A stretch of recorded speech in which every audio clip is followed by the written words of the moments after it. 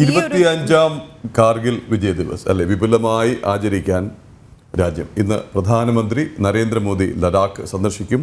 ദ്രാസിൽ നടക്കുന്ന ആഘോഷ പരിപാടികളിൽ പങ്കെടുക്കും. തിരുവനന്തപുരത്താകട്ടെ പാങ്ങോട് മിലിറ്ററി ക്യാമ്പിലും ആഘോഷ പരിപാടികളുണ്ട്. ഗവർണർ ആരിഫ് മുഹമ്മദ് ഖാനാണ് ചടങ്ങിൽ പങ്കെടുക്കുന്നത്. ഗൗതം അനന്തനാരായണൻ, പ്രജിത് മോഹനൻ, നമസ്തേ, ഗുഡ് മോർണിംഗ്, ജയ് ഹിന്ദ്. ഗൗതമിലേക്ക്. ഗൗതം, ഇന്ന് രാജ്യമൊട്ടാകെ ഓരോ കുഞ്ഞും ഓരോ പൗരനും ഒരു ഭാഗത്ത് അഭിമാനത്തോടെയും മറുഭാഗത്ത് നന്ദിയോടെയും ആ ധീര ബലിദാനികളെ സ്മരിക്കുന്ന ദിവസമാണ്. കാർഗിലിൽ എന്തൊക്കെയാണ് നടക്കുന്നത്? ഇതിൻ്റെ ഓപ്പണിംഗ് ആയി തന്നെ ഗൗതം തയ്യാറാക്കിയ പാക്കേജ് നാം കണ്ടു. ഒരു ഓർമ്മ പുതുക്കലാണ്, ഒപ്പം ശത്രുക്കൾക്ക് ഒരു ഓർമ്മപ്പെടുത്തൽ കൂടി, അല്ലേ?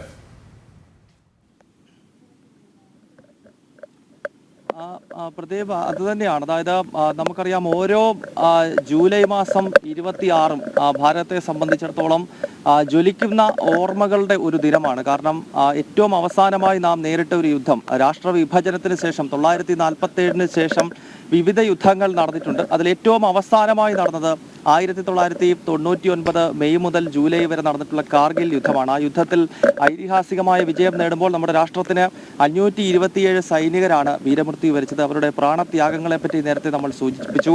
എന്തായാലും ഞാനിപ്പോൾ നിൽക്കുന്നത് ഇന്ത്യൻ ആർമിയുമായി ബന്ധപ്പെട്ട ഒരു വ്യക്തിയുടെ മഹത്തായ സ്തൂപം നിൽക്കുന്ന സ്ഥലത്ത് തന്നെയാണ്. Netaji Subhash Chandrabose, founder of Indian army എന്നാണ് അദ്ദേഹത്തെ വിശേഷിപ്പിക്കുന്നത്. കരസേനയുടെയും വ്യോമസേനയുടെയും നാവികസേനയുടെയും ഒക്കെ പ്രൗഢോജ്വലമായ ഭാരതത്തിന്റെ ചരിത്രം വിശേഷിപ്പിക്കുമ്പോൾ നമുക്ക് ഏറ്റവും ആദ്യം തന്നെ എടുത്തു പറയേണ്ട ഒരു വ്യക്തിത്വമാണ് നേതാജി സുഭാഷ് ചന്ദ്രബോസ്. ഞാൻ നിൽക്കുന്ന ഈ കർത്തവ്യ പത്തിൽ അടുത്ത കാലത്താണ് നരേന്ദ്രമോദി സർക്കാരാണ് ഈ മഹത്തായ മനുഷ്യന്റെ ഈ സ്തൂപം ഈ ഇന്ത്യ ഗേറ്റിന് സമീപത്ത് സ്ഥാപിച്ചത്. എന്തായാലും ഇന്നിപ്പോൾ വിപുലമായ പരിപാടികൾ രാജ്യത്തിന്റെ വിവിധ ഭാഗങ്ങളിൽ കാർഗിൽ വിജയ ദിവസിന്റെ 25ാം വാർഷികവുമായി ബന്ധപ്പെട്ട് നടക്കുന്നു.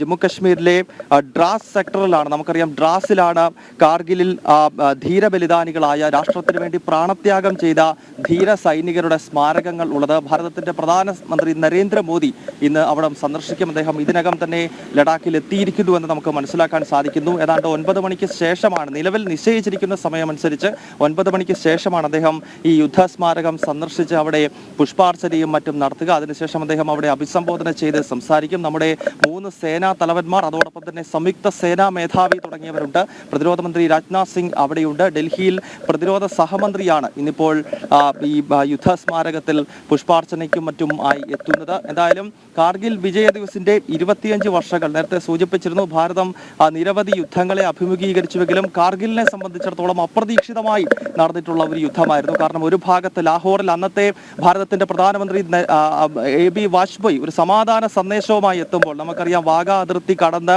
ആ ചാരനിറത്തിലുള്ള ബസ് അന്ന് ലാഹോറിലേക്ക് 1999 ഫെബ്രുവരി മാസം 19 കടന്നു ചെല്ലുമ്പോൾ അത് തീർച്ചയായും ഈ രാഷ്ട്രം ആത്മാർത്ഥമായി മുന്നോട്ട് വെച്ച ഒരു സമാധാനത്തിന്റെ സന്ദേശം മുൻനിർത്തിയായിരുന്നു. അതേ സമാധാന പ്രവർത്തനങ്ങൾ പാകിസ്ഥാനിലെ പഞ്ചാബ് പ്രവിശ്യയുടെ തലസ്ഥാനമായ ലാഹോറിൽ നടക്കുമ്പോഴാണ് വലിയ ഗൂഢാലോചന അന്നത്തെ പാകിസ്ഥാന്റെ സൈനിക മേധാവിയായിട്ടുള്ള പർവേസ് മുഷറഫിന്റെ നേതൃത്വത്തിൽ നടക്കുന്നത്.